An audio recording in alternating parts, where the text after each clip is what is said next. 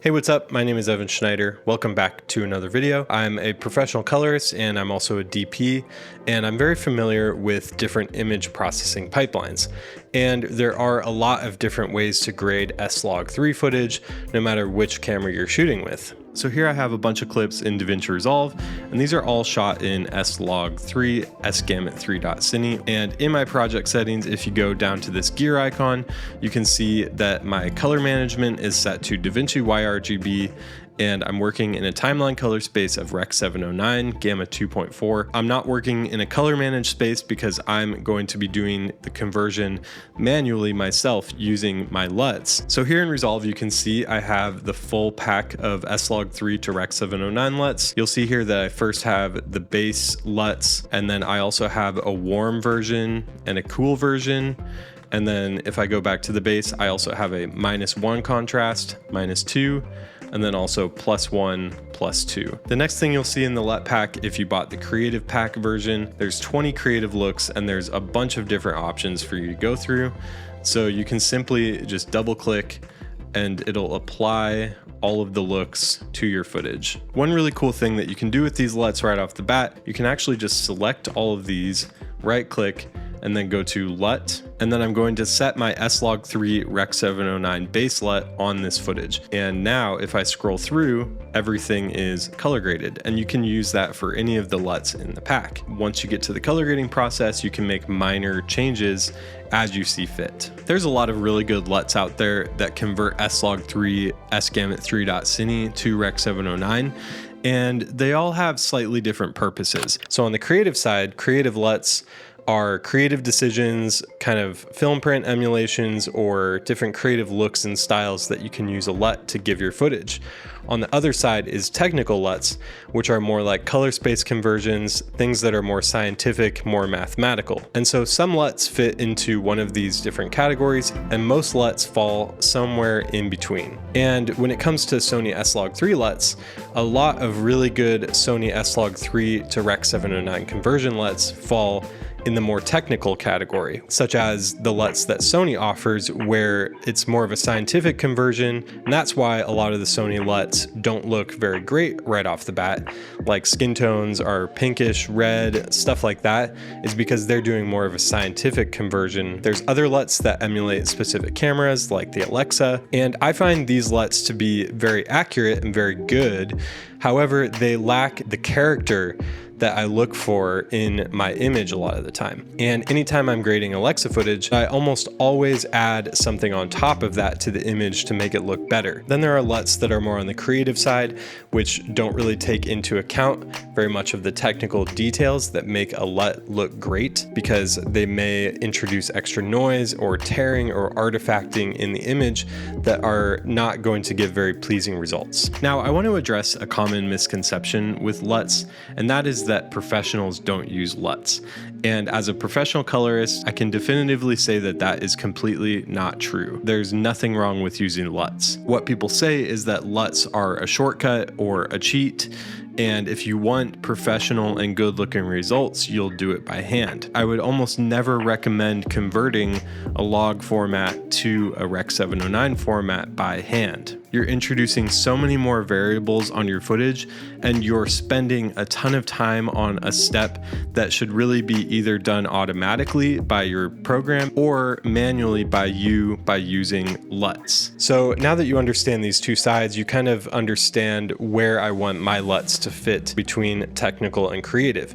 I want them to have the technical details that make them great LUTs, but I also want them to have some creative aspects that make them pleasing to the eye and give it a more stylized and specific look. Now, in trying to hit those two different targets, I ended up creating two different S-Log3 LUT packs. The first pack includes the base conversion LUTs as well as some pre-LUTs, which I'll explain what those do later in the video. And then the second pack includes the base conversion LUTs, the pre-LUTs, and then 20 creative looks that are coupled with the S-Log3 to Rec 709 conversion. So these will give you a even more creative style and kind of a one-step way to convert your S-Log3 footage to Rec 709, but also give it a certain look and feel. And there's 20 of these different looks Each one of them I specifically designed to work in as many scenarios as possible, and I think you're really going to like the creative styles that I built into those. If you're using the base conversion LUT for S-Log3, it's going to give you a very natural, very clean starting point where you can either leave it at that and just export it, or you can add your own color grade on top of it, and it leaves room in contrast and saturation for you to add your own specific style. So these are a great starting point, and I've also included a +1, +2 contrast, -1, -2 contrast that will help you to achieve the results that you're looking for. These LUTs are designed for shooting with cameras like the Sony A7S3, the FX3, the FX30, the A7 IV. If you're shooting on an older Sony camera like the A7S II, you're still going to be able to use these LUTs, but keep in mind that when you're shooting in 8-bit, the S-Log3 conversion puts a little bit more strain on your camera than usual, and S-Log3 is intended to be used by the newer and the higher end cameras that can handle the conversion without any sort of artifacting. Now, a lot of you have been shooting on Sony for a long time, and you're used to exposing the image 2 or 3 stops overexposed in order to get cleaner shadows. On the newer cameras, I actually don't recommend this workflow because shooting at a exposure that is proper and balanced is actually going to give you better results. However, if you're used to shooting like that, these LUTs will still work for you.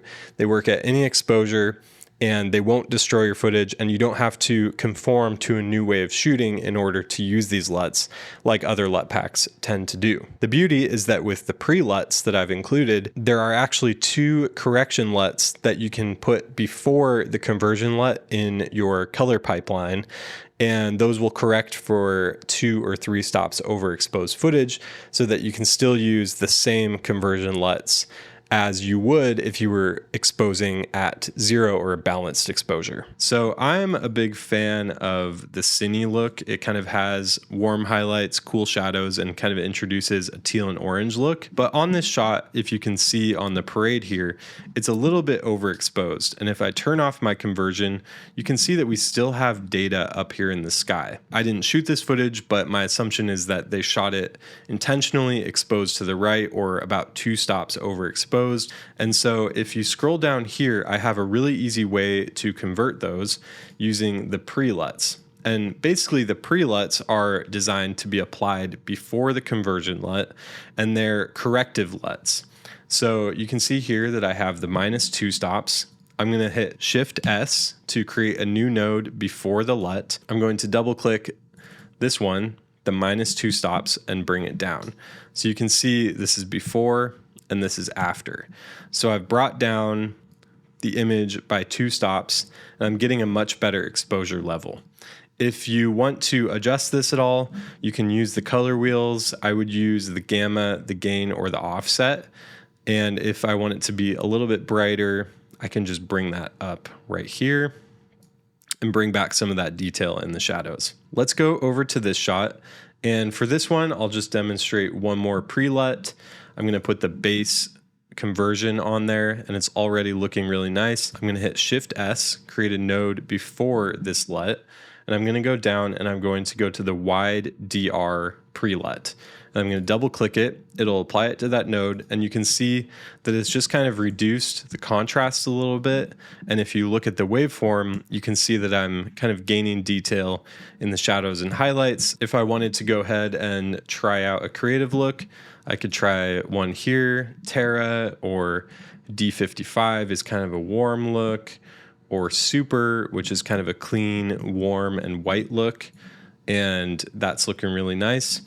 If you want to adjust exposure, I can go back to here, and I can just adjust my offset to make sure it's looking nice, and there you have it. If you ever find that the look is a little bit too strong, I would actually not recommend adjusting the intensity of the actual LUT, because if you adjust the intensity lower, you're adjusting the intensity of the S-Log3 to Rec. 709 conversion. So what I would recommend is if you're getting too much contrast from the look node, in the node previous, just go to your contrast setting, and you can just kind of like offset the contrast. So I'm bringing the contrast down, And then you can also adjust the pivot to figure out where you want it to live. And you can also change things like saturation or highlight, shadows, color boost, all of that stuff. If you do it before the LUT, you can kind of think of it as offsetting what the LUT is doing instead of turning the LUT down, and you're going to get more clean and you're going to get more natural looking results if you do that. I'm going to go to this third shot and I'm just going to apply the base LUT so you can kind of see the difference between the base and the creative looks. So this is the base LUT, and then I'm just going to create a new version. And let's try everyday. So this is before and this is after. So this is the base LUT and then this is everyday. The creative looks aren't adding too much more contrast to the image. They're just kind of giving it a little bit of a style for you. I can try portrait. This is before and this is after. I can also try booth, which gives it kind of purple shadows and warm highlights. So that's before and that's after. Now, if you're not using DaVinci Resolve and you're using Premiere or Final Cut Pro, you can basically treat these nodes as layers. So in Premiere Pro, in the Creative LUT drop-down menu, you would apply your base look or your creative look. And then in the basic correction LUT drop-down menu, you would apply your pre-LUT if you want to have one of those. You can put your creative LUT on an adjustment layer, and then you can put your pre-LUT on the clip level. So there's a lot of different ways to kind of organize it, but I find that having the pre-LUTs and the creative or base LUTs separate, you have a lot more flexibility with how you shoot and how you color grade the footage in post. My method for creating LUTs is basically shooting color charts with different cameras, testing the footage and making sure that I'm getting pleasing tones and I'm also hitting the right targets with the footage, and then creating specific creative styles and then testing the footage on as many shots and clips as possible in as many different environments and lighting situations and subjects as possible. I also shoot on Fujifilm, and I've created really popular Fujifilm F-Log and F-Log3 LUTs. And so I kind of took the same workflow and the same ideas that I used to create those LUTs, which a ton of filmmakers use, and I applied those to what I used to make the S-Log3 LUTs. And I'm very inspired by Fuji colors. I also shoot on a red Epic Dragon, and so I also took those cameras into consideration when working on the color transforms and the kind of output that you're getting from the S-Log3 conversion LUT. This one I really love because it just shows how great the skin tones are. I'm going to show you here on the vector scope. Here's everyday, and it's a little bit dark. So what you can do here is you can simply just go to the offset and just adjust the offset to a place where you feel like the exposure looks nice. And you can do this all in the same node actually, because the primary adjustments get applied before the LUT, but also the base look is just a really nice, like, basic conversion. You can even add like +1 or +2 contrast, and that makes a nice difference as well. And you can see that it's super flexible. Like, even if I make these crazy exposure changes, you can see on the scopes, the highlight level and the shadows are kind of being rolled off. So it creates a really pleasing tone curve, and it gives you a lot of forgiveness. Rather than just clipping the highlights or clipping the shadows, you have some nice kind of bumpers to keep you in range. So on this one, here's another one that is a little bit overexposed by about 2 stops, I would say. So what we can do is create Shift S, we can create a new node before, and then I'm going to go down and I'm going to do my -2 stops pre-LUT, and then I'm going to go back into here, just adjust the offset a little bit, and there we go. We have a nice image. Maybe bring it down a little bit. We can also play with different looks. So steel is kind of like a more serious kind of look. Cine really brings in some nice teal orange look. Boost across is kind of more serious, almost like bleach bypass in some shots. D55, which is really warm. Dust, you know, there's a bunch of different, liminal is really cool. It kind of creates a subdued tone. Nostalgia kind of is bright and feels kind of like a dream. Rich, portrait. Workflow wise, if I was going to grade all of these shots together, what I would probably do is decide on an overall look for every single shot. So let me go ahead and I'm just going to reset all of these nodes. And looking through this footage, you know, it's quite a mix of different locations. But if I wanted to create a consistent style, I could go ahead and choose a look like, let's say I want to do Ektar. And we're going to use this one, and then we're going to create just kind of like a preset node tree. So I'm going to call this look, and then I'm going to create a new node before, and I'm going to call this primary. And then I'm going to create a node after. I'm going to call it secondary. And here we have a nice clean way to apply the grade across all of the clips. So what I can do now is just select all of the clips in here by hitting Command A. And then I'll right click on the clip that I want to paste it from, and I'll click Apply Grade.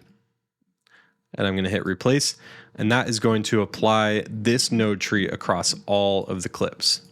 So now from here, I have a creative look decided on, and I know what I'm doing. And now I can just go through each clip, and I'm already selected on the primary node, and I can just go ahead and go through and make my exposure changes. So I'll go to that one, do what I want to do there, go to this one, adjust the offset. You can do this, or you can use the pre-LUTs. It's up to you. I'm going to bring the exposure up on here and then push it a little bit cooler green for the skin tones. And you can basically just go through and grade your project. And what I'm doing is I'm sending the primary through the look and then to the secondary if I want to do any other adjustments. And then that is outputting it to Rec 709. You can see that workflow wise, this is a really great way to get a consistent look across all of your shots.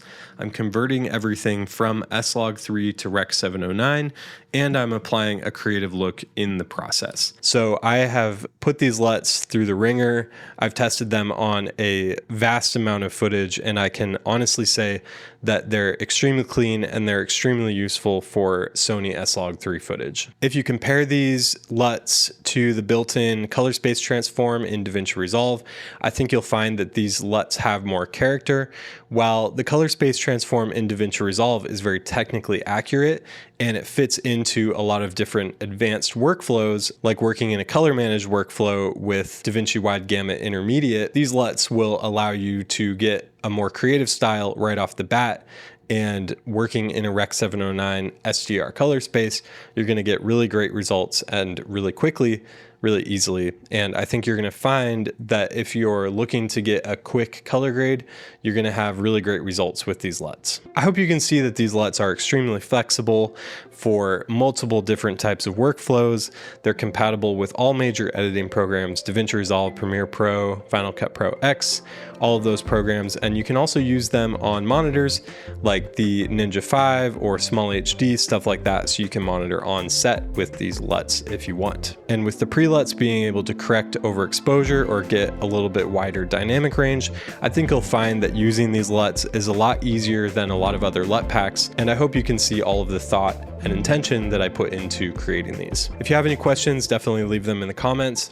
I'll make sure to respond to as many as possible. You can find these LUTs on my website, lutcompany.com. Thank you so much for watching this video. I'm excited to see the results that you guys are gonna get using these LUTs, and let me know if you use them. Thank you so much for watching, and I'll see you in the next one.